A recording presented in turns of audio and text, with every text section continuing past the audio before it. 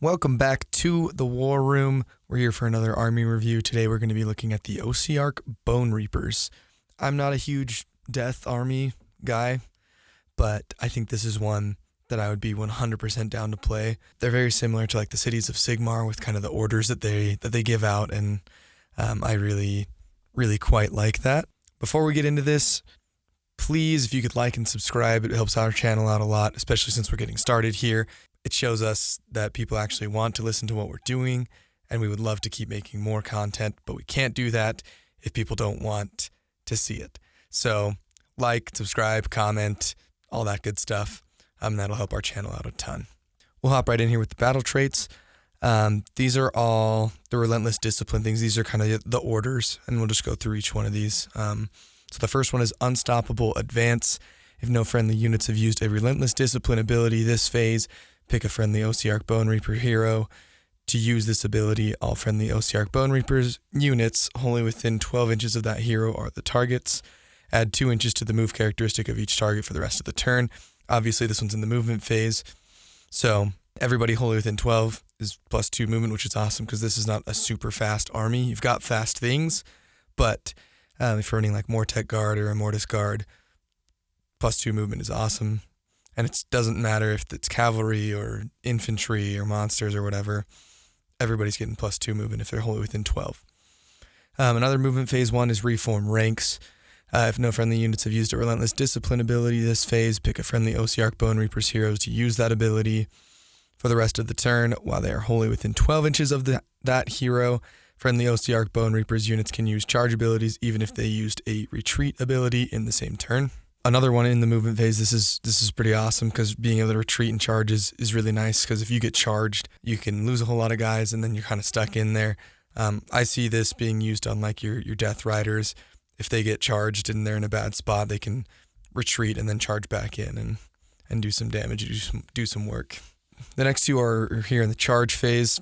So we have coordinated charge.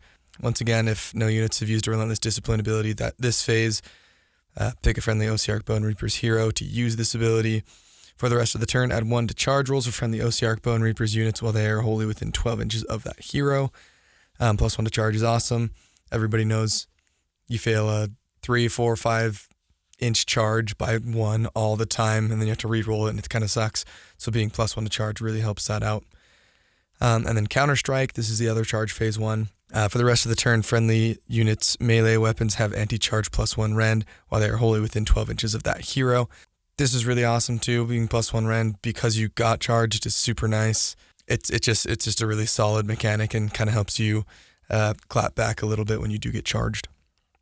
And then we'll hop into the combat phase 1's bludgeon. For the rest of the turn, add 1 to wound rolls for combat attacks made by friendly Ossiarch Bonereapers units while they're wholly within 12 inches of that hero. +1 to wound is awesome.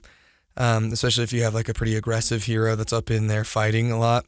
You've got your Morghast Archai and your Death Riders up in there, and their +1 to wound is super solid. I guess the Archai are wounding on 2s anyways, but your Death Riders wounding on 2s, or your Mortec Guard wounding on 2s, something like that. And then impenetrable ranks. For the rest of the turn, friendly Ossiarch Bonereapers have a ward of 5+ while they are wholly within 12 inches of that hero. Everything pretty much has a 6-up ward, so getting to 5-up is super awesome.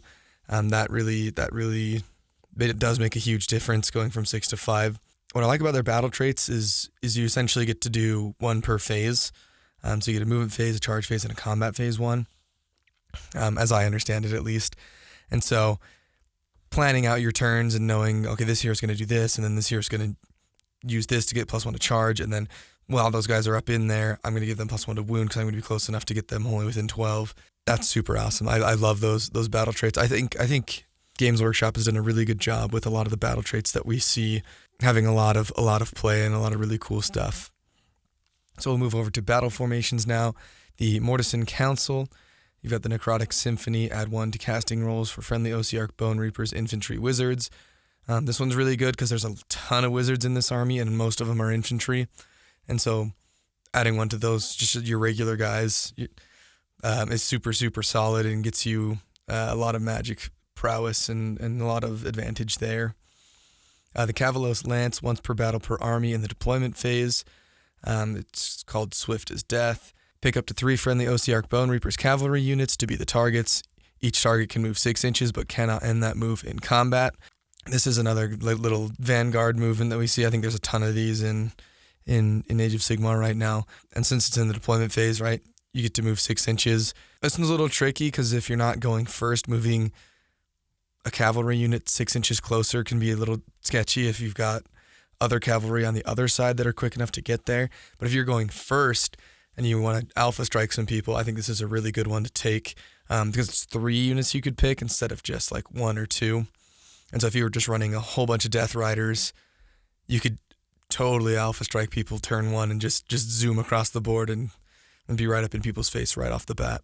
The Mortek Ballistari, the Crawling Barrage. This is in your shooting phase. Pick up to 3 friendly Mortek Crawler units that are wholly within friendly territory and that have not used a move ability this turn to be the targets. Add 1 to the hit rolls for each target's shooting attacks for the rest of the turn. I see this one a ton because I think the meta right now is to run at least 2 of the Mortek Crawlers, and they hit on 4s and wound on 2s. So hitting on 3s and wounding on 2s is insane, especially because the damage is D3 plus 2. So played against a Bonereapers guy at LVO, and he just unleashed fury upon me with his Mortek Crawlers, and so they're really good right now. And so this is another one that I think is a really good choice, a really good pick for you. The Mortek Phalanx. This is once per turn per army in your movement phase. Send in the reserve. Pick a friendly Mortek Guard unit that has been deployed to be the target. Roll a dice on a 5+. Set up a replacement unit with half the number of models from the target unit, rounding up, on the battlefield more than 9 inches away from all enemy units. Just replacing a Mortek Guard unit is awesome. It's not as strong as a lot of the other recursion that we see. Rolling a 5-up is not ideal, and you're only bringing back half the number of models. And so, like, if you have a big block of 20 of them, you could get 10 back, but it's on a 5+. A lot of other armies, they're rolling on a 3+ or a 4+, and so a 5+ kind of makes me lean away from this one a little bit more, especially compared to some of these other ones that you've got. But still an awesome mechanic to be able to bring guys back. There's a lot of that in this army, a lot of ways to bring back more units and things like that. So the heroic traits, you've got the diversionary tactics. Subtract 2 from charge rolls for enemy units while they are within 12 inches of this unit. Super awesome. -2 to charge is I feel like is crazy. You see a lot of mechanics where it's -1 die to the charge roll, so they're rolling on 1 die instead of 2 or 2 dice instead of 3. Super awesome, super solid. I like that a lot. The Mighty Archaeosian, hope I said that right. If the unmodified hit roll for an attack that targets this unit is 1 through 3, the attack fails and the attack sequence ends. I like this one a lot. It's almost the exact same as the one we have in the Idoneth Deepkin. Everybody just puts that on their Eidolons, and you can only hit them on a 4+ essentially. And so this one's really good. You can make a really tanky hero out of this because a lot of the stuff that's going to be able to kill it, you just have to throw a lot of bodies at it or something to get enough attacks through, because you'll be hitting on 4s no matter what. The Aura of Sterility. Subtract 1 from wound rolls for shooting attacks that target friendly Ossiarch Bonereapers units while they are wholly within 12 inches of this unit. I think all 3 of these are super good. I think all of them have a lot of play. You can do a lot of different things and run a lot of your heroes a lot of different ways with these. -1 to wound. It's only for shooting attacks, so if you think you're going to see a lot of shooting, that's a pretty solid one to take. But I think if I was going to take any of these, I'd probably take you can only hit them on a 4-up. Moving on to the Artifacts of Power, we've got the Marrow Pact. It's once per battle in any combat phase. For the rest of the turn, if the unmodified hit roll for a combat attack targets this unit is 1 or 2, inflict 1 mortal damage on the attacking unit after the fight ability has been resolved. So this is just an easy way to do mortals back. If you've got you got like a horde coming at you, and you got 40 clan rats, whatever, and you pop this, anytime they roll a 1 or a 2 on the hits, it's a mortal wound back, which is really nice to just be able to kind of hit back, and like you still have your fight ability that happens too. The Load of Saturation, this is a passive ability. This unit has a ward of 5+. Once again, this army everybody has essentially a 6-up ward. And so getting that to a 5-up is really, really nice. The Helm of Tyranny, subtract 2 from the control scores of enemy units while they are within 12 inches of this unit. I like this one because it's not wholly within 12 inches of this unit. A 12-inch bubble is humongous if it's not wholly within. -2 to control scores for enemy units is really good because you see a lot of these things come in and you're like, oh, I've got, 5, 6, 7 control on this. And then, or if it's an enemy monster, most of those have a control score of 5. And if you have your own thing that's got 5 control score and it's -2, then you hold that objective. Once again, I say this like every video that we make. Control score doesn't come into play a ton, I feel like, because you can kind of figure out exactly how you're going to get enough control onto things. Situations that I have seen control score come up a lot is when you can boost your control score up a ton. Subtracting other people's control scores is not as beneficial as that. So if I were picking an artifact of power, I'd probably go with the 5-up ward or the one that does mortal damage back. But that's just me. Moving on to the spell lore, I really like their spell lore. I think there's a lot of really good things here. The first one, you got Empower Nadirite Weapons. It goes off on a 5, which seems super broken for what this is. Pick a friendly Ossiarch Bonereapers wizard to cast this spell. Pick a visible friendly Ossiarch Bonereapers unit within 12 inches of them to be the target. Then make a casting roll of 2d6. Once again, this is just within 12. It's not wholly within 12, which you gotta love. The target's combat attacks score critical hits on unmodified hit rolls of 5+ until the start of your next turn. There's a ton of stuff in this army that has some sort of crit mechanic. Most of it's crit 2 hits, and so you're critting on 5s, you're just getting just a ton of attacks into things. And it goes off on a 5, and if you have Mortis and Council, you're +1 to cast, just going off on a 4. Really awesome stuff. Drain Vitality, this goes off on a 7. Pick a friendly Ossiarch Bonereapers wizard to cast this spell. Pick a visible enemy unit within 12 inches of them to be the target, then make a casting roll of 2d6. Until the start of your next turn, subtract 1 from hit rolls for the target's attacks and subtract 1 from save rolls for the target. It's so good. I got hit with this a whole bunch. And so you're -1 to hit, and then you're -1 to your save too. I would love to have a spell that was, even if it was just like -1 to hit, and have it be really cheap. But this one doing both of them and casting on a 7 seems really, really good. Shard Storm, this goes off on a 7. Pick a friendly Ossiarch Bonereapers wizard to cast this spell. Pick a visible enemy unit within 18 inches of them to be the target.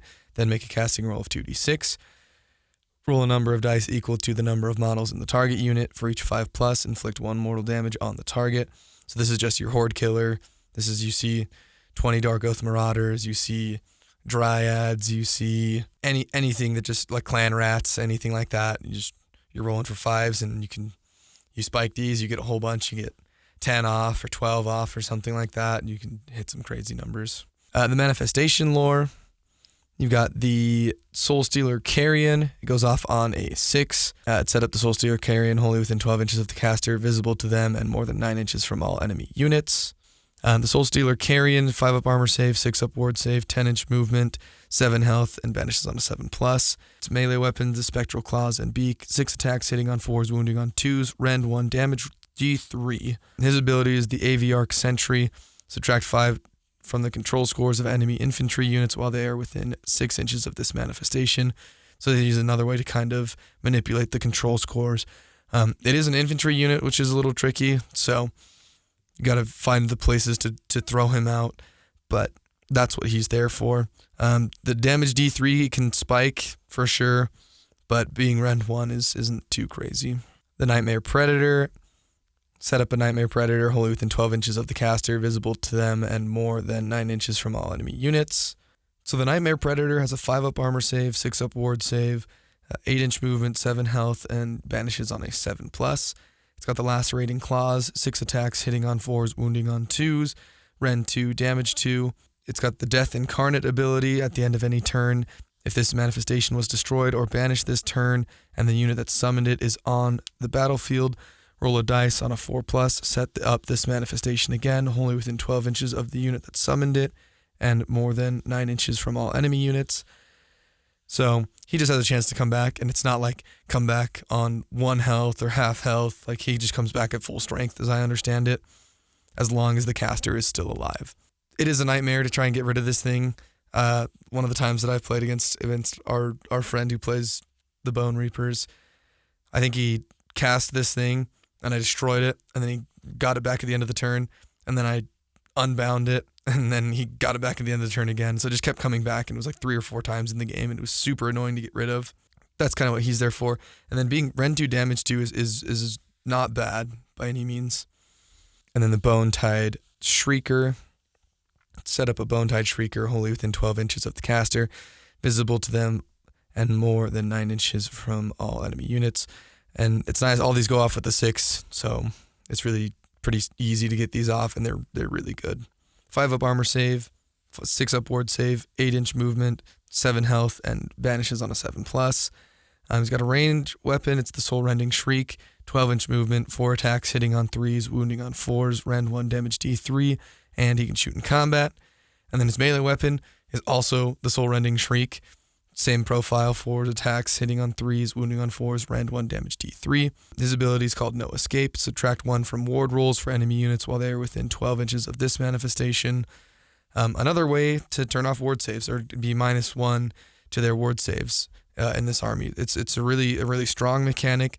You kind of put this behind your Mortek guard that are fighting to the point where like he's protected, he's far enough away that he won't be in combat, but he'll be affecting everything in combat with them. Okay, moving on to the units. We've got Nagash, the Supreme Lord of the Undead. He's got a 3-up armor save, 10-inch movement, 18 health, and he's control 10. And then his weapons, you've got Alakanash, 4 attacks, hitting on 3s, wounding on 3s, rend 2, damage D6. And then Zephet Nebtar, I totally slaughtered both of those.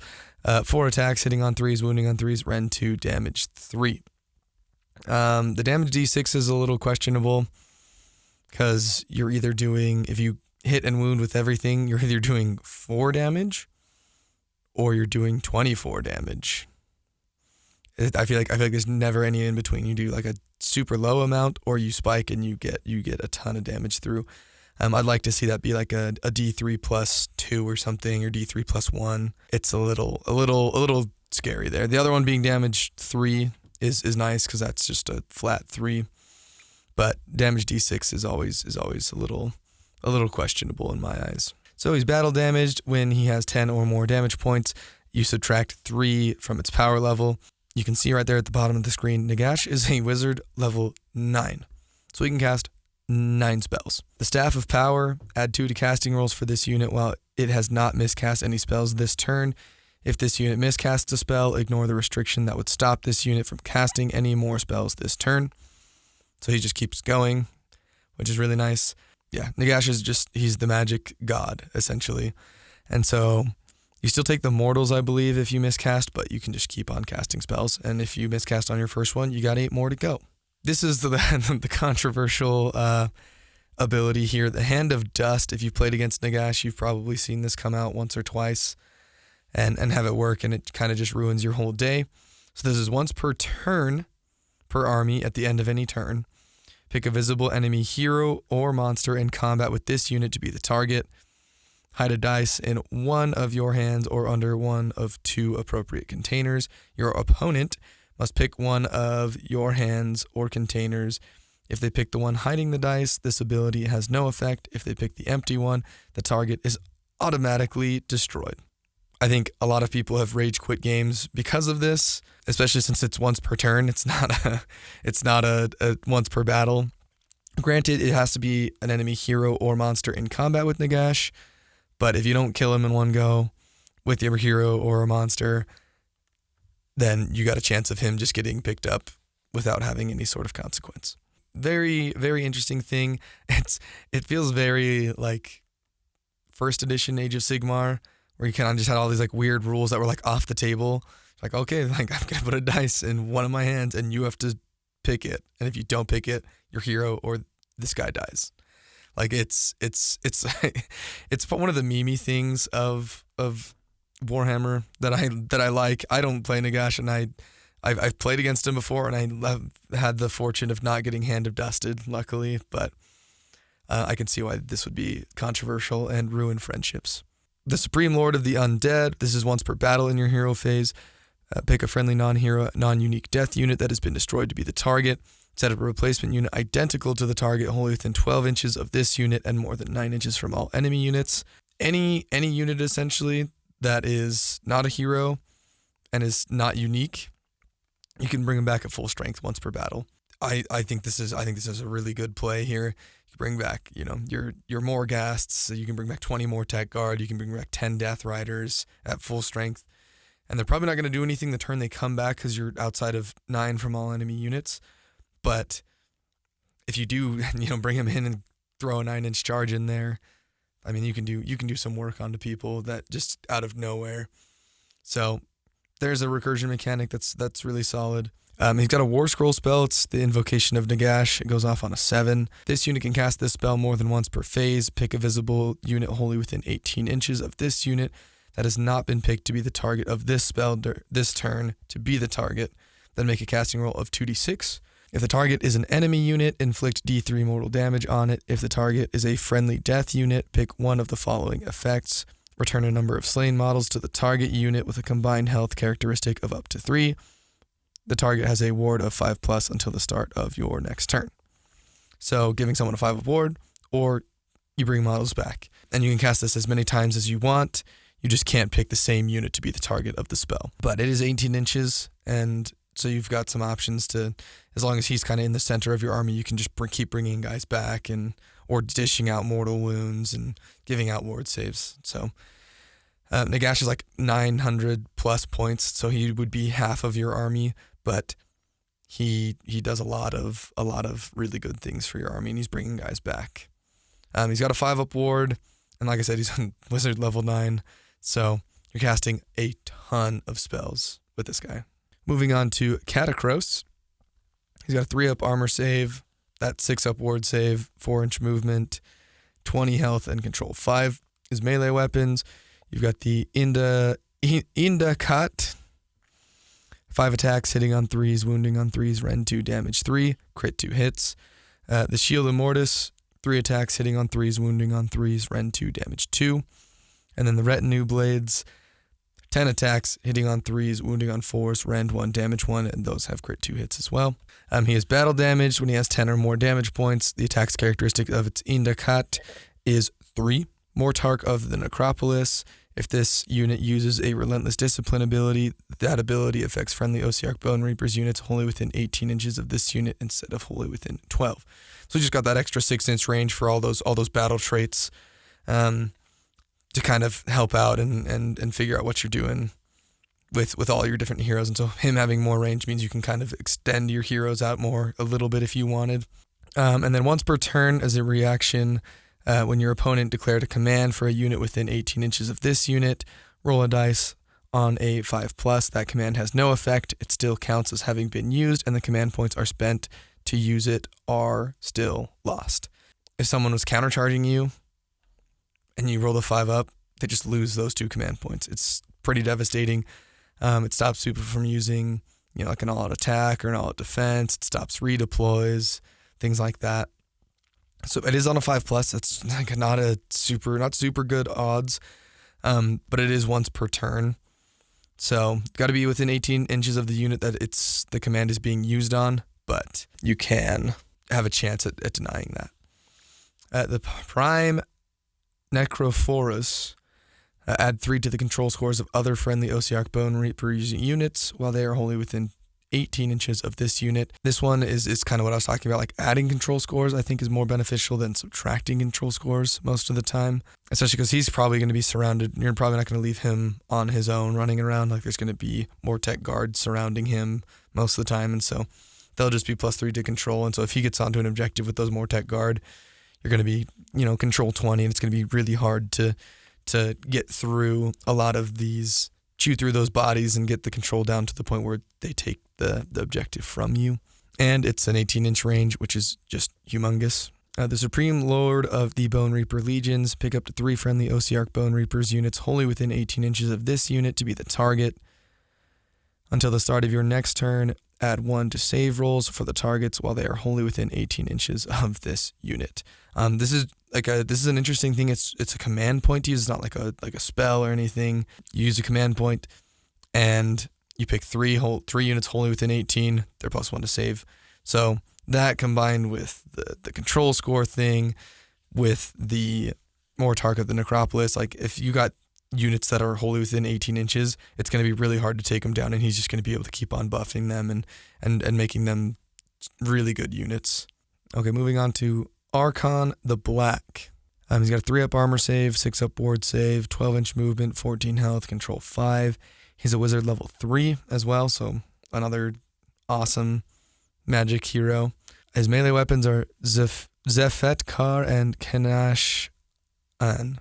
4 attacks, hitting on 4s, wounding on 3s, rend 1, damage D3 with crit 2 hits. And then Razorac's Ebon Claws. 6 attacks, hitting on 4s, wounding on 2s, rend 2, damage 2. That has the companion keyword there. It's battle damage when he has 10 or more damage points, and the attacks characteristics of Razorac's Ebon Claws goes down to 4. The Staff of Spirits, add 1 to casting rolls for this unit. Each time this unit successfully casts a spell, heal this unit for 1. The potential to heal him 3 damage every single turn if you get all 3 of your spells off, and he's +1 to cast, so you're going to have an easier time doing that. Really, really just awesome. I played against him a couple times. One of our friends plays the Bonereapers, and I've had a chance to play against this at LVO. Archon is really good. I think he's a really good hero to have. It's unfortunate that him and Katakros are both War Masters, as well as Nagash, so you can't have all of them in there, unfortunately. The Doom of Traitors, this is once per turn per army in any combat phase. If this unit charged this turn, pick an enemy unit in combat with it to be the target. Roll a d3 on a 2+, inflict an amount of mortal damage on the target equal to the roll. If the target is a hero, double the amount of mortal damage inflicted. So there's a lot of, these D3 2-up do that many mortals, but this one is a little better because if it's a hero, you do double the amount. So you could do potentially 6 mortals on the charge. And the Mortarch of Sacrament, this is a reaction that you can do if your opponent just declared they're doing a spell ability. If a friendly Ossiarch Bonereapers unit wholly within 18 inches of this unit was picked to be the target of that spell, roll a dice. On a 4+, ignore the effect of that spell on that unit. This unit can use this ability more than once per phase, but only once per spell ability. The wording on that's a little tricky, because most of the time you can't cast the same spell a whole bunch. It's just like with unlimited spells, or like with Croak's spell, or even Nagash's spell, like you couldn't use it on that every single time. You can only use it once for each time for all the times that they cast it. His warscroll spell is Curse of Years. It goes off on a 6. Pick a visible enemy unit within 18 inches of this unit to be the target. Then make a casting roll of 2d6. Roll 10 dice for each 6. Inflict 1 mortal damage on the target, and roll an extra dice. For each 5+ on those extra dice, repeat the above bullet points. Then do the same for each 4, then each 3, then each 2. So this one kind of confused me for a second. But you roll 10 dice. For however many 6s there are, you do a mortal damage on that target, and then you roll another die for each 6. And if you roll 5, then you do the same thing. And then I think when you roll, as I understand it, when you roll those extra ones again, if you do get extra ones, then you're looking for 4+, and then you're looking for 3+, and then you're looking for 2+, as I understand it. So if you just keep rolling well, you can just keep going and do a lot of mortals. So that goes off on a 6. Seems really good. Moving on to Archkavalos Xantos. He's got a 3-up armor save, 6-up ward save, 10-inch movement, 8 health, and 2 control. He's got the Dark Lance. It's 5 attacks, hitting on 3s, wounding on 3s, rend 2, damage 2, and then charge +1 damage and crit 2 hits. And then the Kavalos Steed's hooves, teeth, and barbed tails. 4 attacks, hitting on 5s, wounding on 3s, no rend, damage 1, and it's got the companion keyword. The Spear of the Cavaloi. When this unit uses a charge ability, it can pass through models and enemy infantry units as if it had fly. And then in tandem with that, it's got unstoppable charge. If this unit charged this phase, pick an enemy infantry unit that it passed across to be the target. Roll a d3 on a 2+, inflict an amount of mortal damage on the target equal to the roll. So that's the classic d3 2-up mortals. But this one isn't just like when you charge, you have to go over an enemy unit, pass across it is the phrase that they use. So you can't roll like exactly what you need to make the charge, because you have to go just a tiny bit over them and then back. So like if you needed a 7 to charge in there, you'd have to roll an 8, and then the 8, that extra inch would get you onto the unit just barely, and then back, and then you do the mortals. Still their breath, once per battle, any combat phase. If this unit is in combat for the rest of the turn, add 1 to the attack's characteristics of melee weapons used by friendly, non-hero Ossiarch Bonereapers units while they are wholly within 12 inches of this unit. So +1 attacks is awesome, especially, if he's up there with Death Riders and they're all on the charge and just throwing in all these attacks and doing a ton of damage. Moving on to Vakmorshin, the Master of the Bone Tide. He's got a 4-up armor save, 6-up ward save, 5 inches of movement, 5 health, and 2 control. He's got a ranged weapon. It's the Gaze of Death. It's 12 inches, 1 attack, hitting on 3s, wounding on 2s, rend 1, damage 2. And then the melee weapons, Staff of Retribution, 3 attacks, hitting on 4s, wounding on 3s, rend 1, damage 2, with crit 2 hits. He is the voice of Nagash, so once per battle in any hero phase, pick a visible enemy unit within 12 inches of this unit to be the target for the rest of the turn. Non-fight core abilities cost 1 command point for the target to use. Those abilities do not count as commands. Essentially, you can make them use all of their command points if they want to bring a unit in. It's very similar to the Dark Master ability that Be'lakor has, except Be'lakor, you're rolling a die, and if you roll on 3-ups, they can't do that thing. This one, they just have to use command points if they want to use, like if they want to move, if they want to shoot. It just costs command points for them to do that. He has a War Scroll spell as well. It's the Mortal Contract. It goes off on a 7. Pick a visible enemy unit within 18 inches of this unit to be bound. Pick a visible friendly Ossiarch Bonereapers unit wholly within 18 inches of this unit to be bound. Then make a casting roll of 2d6. Until the start of your next turn, each time the bound friendly unit is picked to be the target of an ability used by the bound enemy unit, roll a d3. On a 2+, inflict an amount of mortal damage on the bound enemy unit equal to the roll as a reaction. If the bound enemy unit is destroyed by this ability, do not resolve the effect of the enemy ability. Essentially, what it is, this one's a little tricky. I don't know if I understand this one super well, so if you understand it better, leave a comment for me. When your friendly unit that you picked is targeted by an ability by that enemy unit, like it has to be those two. You roll a d3 and it's a 2+, so 66% here. You do that much mortal damage onto the enemy unit, and then if the enemy unit was destroyed, then that thing doesn't happen. How I see it, like if we were taking like Xantos as the enemy unit here, and he did the mortal wounds, you would have a chance to do those mortal wounds back, and if he died, then he wouldn't do any of his mortal wounds onto you. That's how I understand it. I don't think it's like core abilities, as I understand. I don't think it's like the move ability or fight or shoot. I don't think it is those. If it is, then I'm wrong. But this just says an ability, so maybe it is those.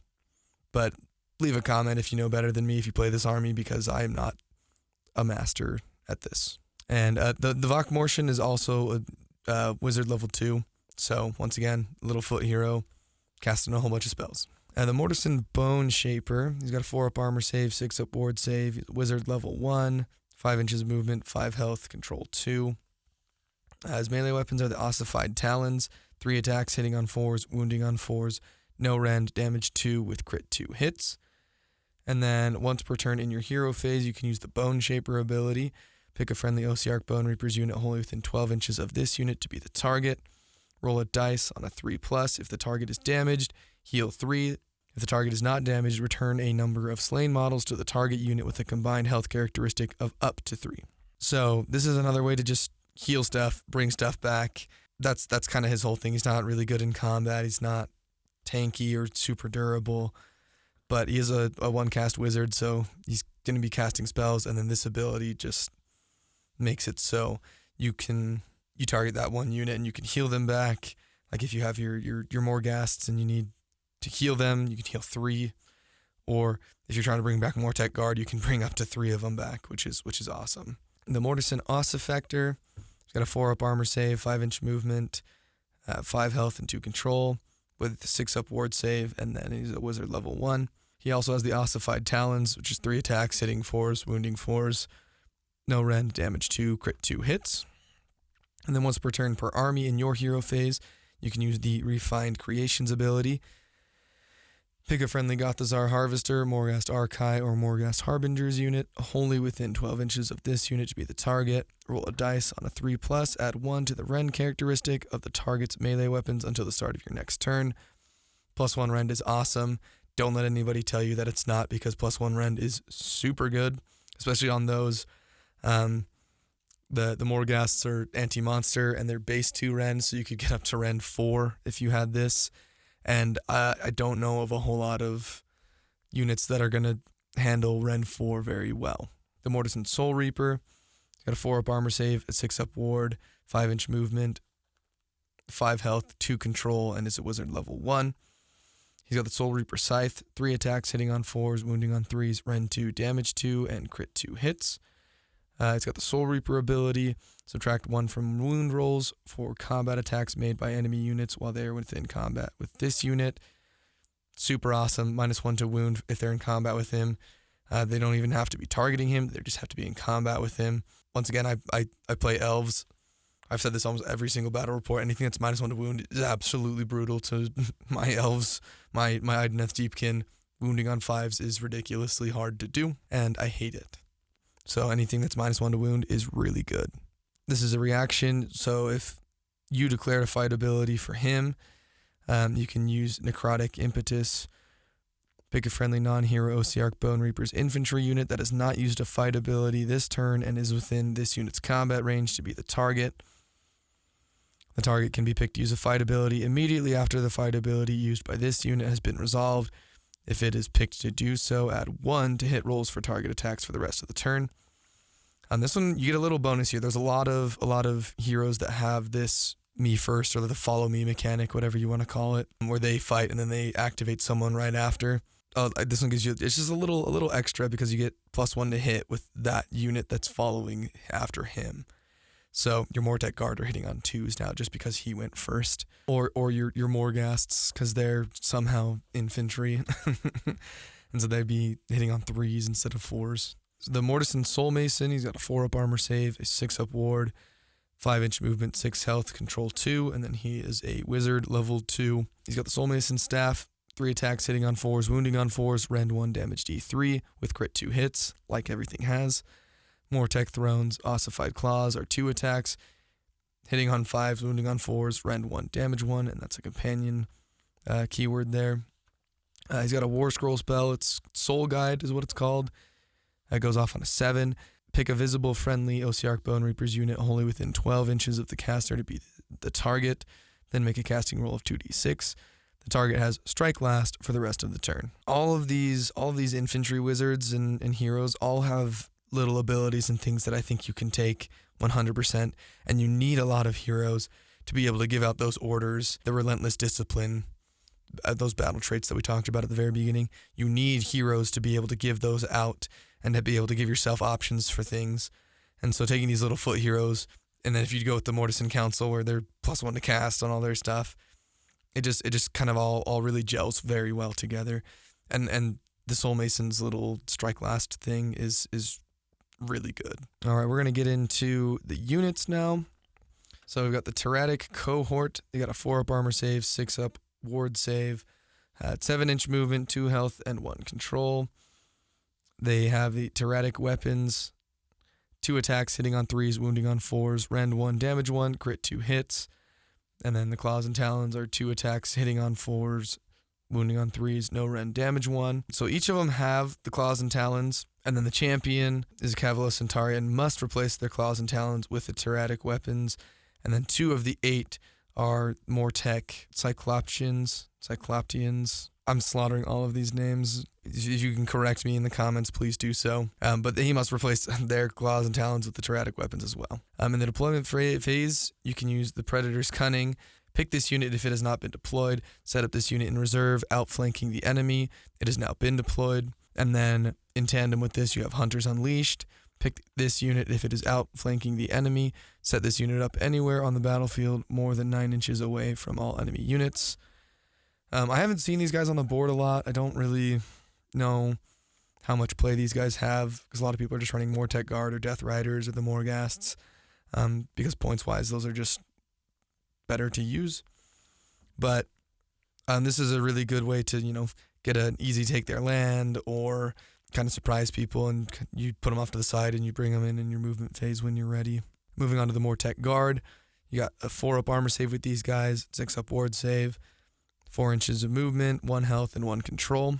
They have Nadirite weapons. It's 2 attacks, hitting on 3s, wounding on 4s, no rend, damage 1, and they have anti-charge +1 rend and crit 2 hits.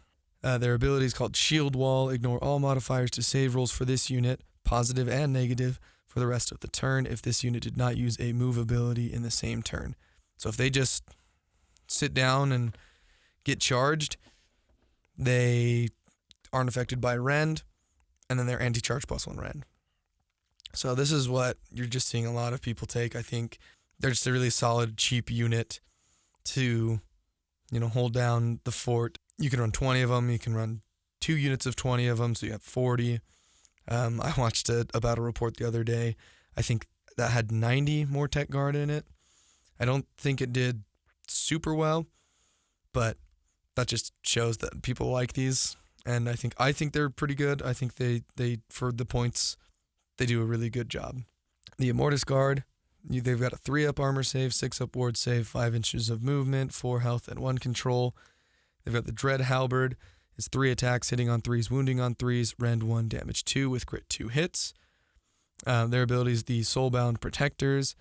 Add 1 to ward rolls for friendly Ossiarch Bonereapers heroes within this unit's combat range. However, each time you make an unmodified ward roll of 1 for a friendly Ossiarch Bonereapers hero within this unit's combat range, allocate 1 damage point to this unit after the damage sequence for that hero has been resolved. Ward rolls cannot be made for those damage points. So you just stick these guys next to a hero, and that hero is +1 on their ward save. And then if your opponent chooses to try and attack that hero, and that hero's ward saves fail, or that you roll a 1 on those, then these guys take it instead of that hero. Kind of like the bodyguards. If you had these guys as your bodyguards too, it would just kind of like double up and just really buff up your hero and these guys together. To make your opponent -1 attack, and then if you do get, some of these failed ward saves and you roll 1s, then these guys just take it instead of your hero. They're pretty solid. I've seen these a lot on the board, and I think they have a lot of play. You got the Necropolis Stalkers. They're a 4-up armor save, 6-inch movement, 4 health, control 1. They also have a 6-up ward save. You've got the Stalker Blades, 4 attacks, hitting on 3s, wounding on 3s, rend 2, damage 1, with crit 2 hits. And then their ability is any combat phase. They've got the Quadrarch aspects. Pick one of the following effects to apply for the rest of the turn. The Domination aspect, subtract 3 from the control scores of enemy units while they are in combat with this unit. The Blade Parry aspect, subtract 1 from hit rolls for combat attacks that target this unit. Destroyer aspect, ward rolls cannot be made for damage points inflicted by this unit's combat attacks. And then the Precision aspect, this unit's melee weapons have anti-hero +1 rend while this unit is in combat with an enemy hero. You pick one of those each turn, and it happens for the rest of the turn. I really like the ward rolls cannot be made for damage points inflicted by this unit's combat attacks.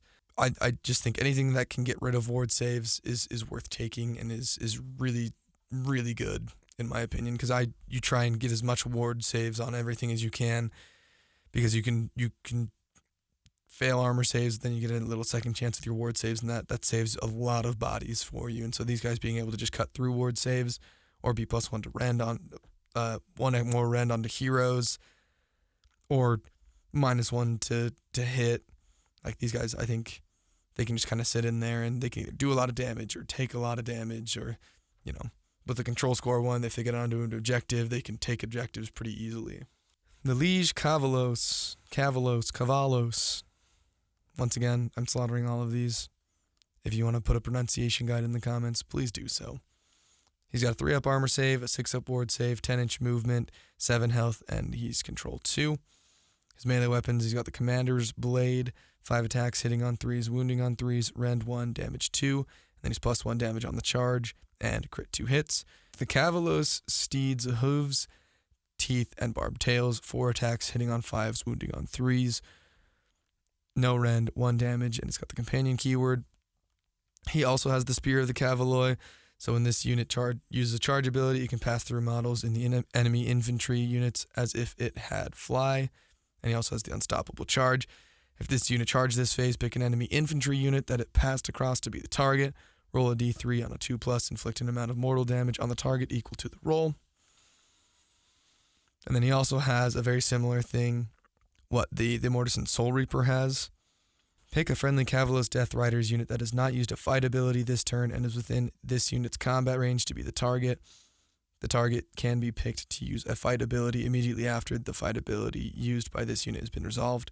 The only difference between him and the Soul Reaper is that he doesn't have like the +1 to hit thing that the Soul Reaper has, but it's the very similar mechanic, the follow me mechanic that we see a lot in the game now. The Mortek Crawler, this is the best thing in the army. I've seen these guys absolutely obliterate entire armies with just 2 of them.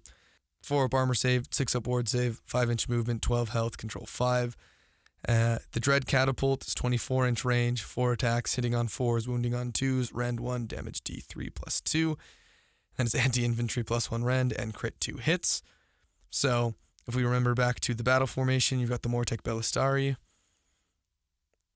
to make this hitting on 3s. It is ridiculous. I think in one of the games I played against Ossiarch Bonereapers, I had a pack of 6 Morsar Guard, and I think he did 16 wounds through all-out defense and through a 5-up ward save because they were right next to my turtle. I got 16 wounds through after all that, so I lost 4 eels just like in the blink of an eye. Because the crit 2 hits, if you spike on that, it's devastating. Not really good in melee combat though. The Attendant's Crawler tools, 6 attacks, hitting on 4s, wounding on 4s, no rend, damage 1, and it's a companion ability. The ability that it has is the Deathly Barrage. So in any shooting phase, pick an enemy unit that was targeted by all of this unit's shooting attacks to this phase to be the target. Roll a dice, add 1 to the roll if this unit is wholly within 12 inches of a friendly Mortis and Os effector, and add 1 to the roll if any other friendly Mortek Crawler units picked that enemy unit to be the target of this ability this turn. On a 4+, the target has strike last for the rest of the turn. So, if you take 2 of these and you just shoot at the same unit, you can just absolutely pick up units, and if they survive, you're like, oh, well, on a 3-up, I mean, it's on a 4-up, but if both of them shot on a 3-up, it's going to be strike last. It's just devastating. These things are so good. I think there's a reason to try and run 4 of them, but I think in tournament competitive, I think 2 of these is a really good move. The Kavalos Death Riders, this is another unit we're seeing a ton of in this edition. 4 up armor save, 6 up ward save, 10-inch movement, 3 health, 1 control. You got the Kavalos Blades, 3 attacks, hitting on 3s, wounding on 4s, rend 1, damage 1, +1 damage on the charge, and then crit 2 hits. Kavalos Steeds, Hooves and Teeth, 2 attacks, hitting on 5s, wounding on 3s, no rend, damage 1, with the companion keyword. The abilities, you got the Death Rider Wedge.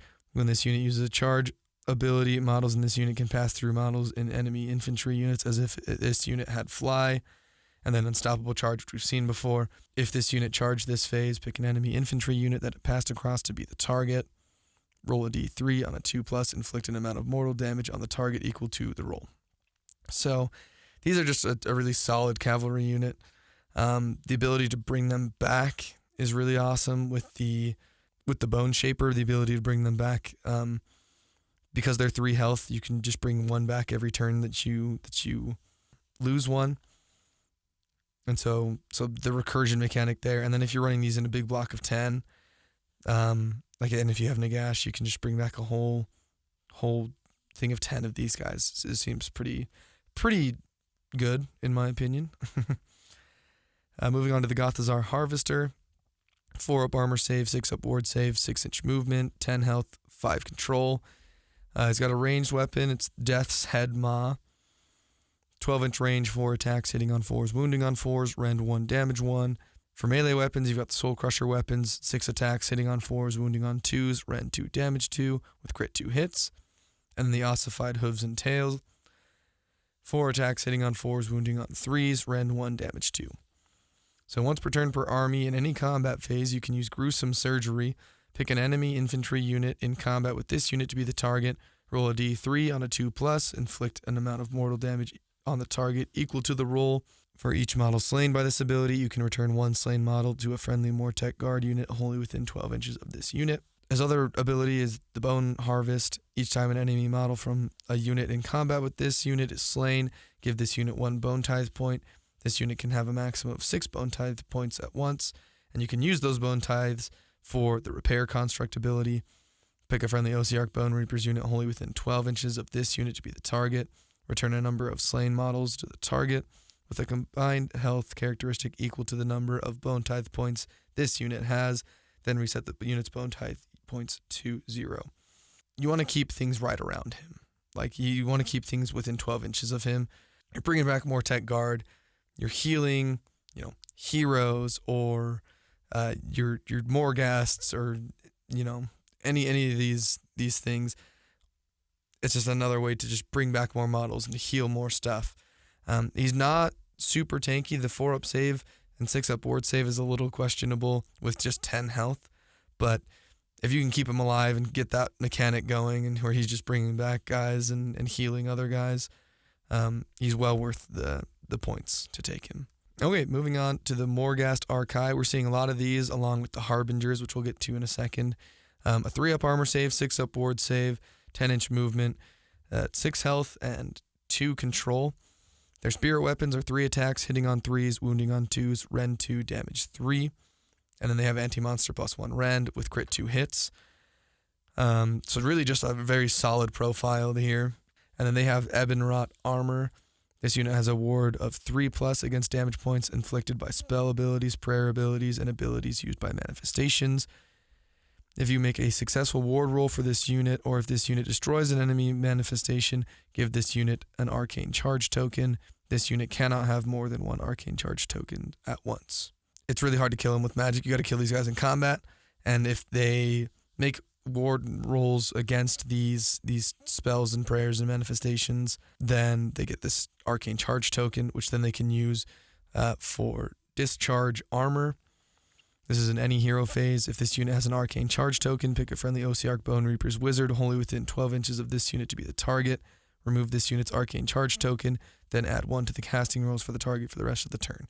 So you can get up to another plus to cast on one of these heroes, just because someone was dumb enough to try and throw spells and prayers and manifestations at these guys. These guys are really good. They're interesting because you run them in units of 2, or if you reinforce them, you run them in units of 4. But I think these guys are really good. I don't know who I would pick between these guys and the Harbingers. We'll move on to the Harbingers right now. So they're a 4-up armor save, 6-up ward save, 10-inch movement, at 6 health and 2 control. They also have the fly keyword as well as the Archai, and so they can zoom across the board. But they have the same spirit weapons, 3 attacks, hitting on 3s, wounding on 2s, rend 2, damage 3, with anti-monster +1 rend and crit 2 hits. And then once per turn per army, when you declare a Relentless Discipline ability, you can use the Heralds of Nagash. This unit is affected by that Relentless Discipline ability as if it were wholly within range of the friendly hero picked to use it. So they essentially don't have to have a hero next to them to do the Relentless Discipline stuff, which is really good. They have the Harbingers of Death ability, add 1 to the number of dice rolled when making charge rolls for this unit up to a maximum of 3. So they're also rolling 3d6 to charge. That's one of the reasons why I don't know if I would want to run the Archive versus the Harbingers, the same amount of points. So they both do different things. I think I would lean more to the Harbingers just for the 3d6 charge, because if you had a reinforced unit of these guys, they're going to tear through anything, especially if it's a monster.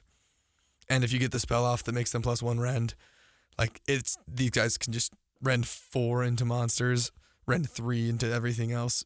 Just seems pretty broken. And then the faction terrain, it's the Bone Tithe Nexus, 4 up armor save, no movement, 13 health, no control. It's cover and unstable. It's a humongous piece. Like, I know a lot of people aren't actually bringing it because of how big it is, that it actually is detrimental to your deployment, and it also is an easy battle tactic for Do Not Waver because people can just come into this and attack this instead. So I know a lot of Bonereapers players aren't even bringing this to the table anymore because it just gets in the way. It's actually detrimental to your game. Its ability in the hero phase is the Deadly Gaze. Pick a visible enemy unit within 18 inches of this terrain feature to be the target. Roll a dice on a 4+. Pick one of the following effects to apply. Punishment of Agony. Subtract 1 from hit rolls for the target until the start of your next turn. Punishment of Ignorance. Subtract 1 from casting rolls and or chanting rolls for the target until the start of your next turn. And then the punishment of Lethargy. Half the movement's move characteristic until the start of your next turn. And the punishment of Death. Inflict D3 mortal damage on the target. I don't think any of those are bad. I think being -1 to hit is really good. -1 to casting or chanting is really good. Having the target's move characteristic is really good, especially if you throw that on some cavalry that are quick. And then D3 mortal damage is just kind of like, it's mortal damage there. Like, if you've got a weak unit or a weak hero that's back there close enough, you can just kind of zap him. But like I said, a lot of people aren't bringing this because of how huge it is, and it's just detrimental to your gameplay. But that is the army review for the Ossiarch Bonereapers. It's an army that I really like. If I was going to play a death army, it would probably be these guys. I like the models. I think the playstyle is really cool with kind of the orders, the relentless discipline that's going on. The magic is really good. The units, there's not a whole bunch of them, but they're very solid units, very, very durable units. And I think there's just a lot of play with these. You've got the catapults that are super fun. So if you wanted to build a list around those, there's a lot of ways you can do that. The heroes are really good. You can add in Nagash, who's, he'd be half your army, but I think he's worth it for the most part. Let me know what you think. Let me know if you play Ossiarch Bonereapers, things that you like to do with them, lists that you like to run. We love to see kind of what you guys are doing with these armies. Comment an army that you want to see. We're going to keep making these. We're still working on getting battle reports out there, getting painting tutorials. We're just trying to find time and to edit everything, essentially. If you're not already subscribed, please subscribe, like this video. It helps out the algorithm. It helps out us as we're trying to start out this channel. Leave comments about what you liked, what you didn't like, things you want to see, and we'll see you next time.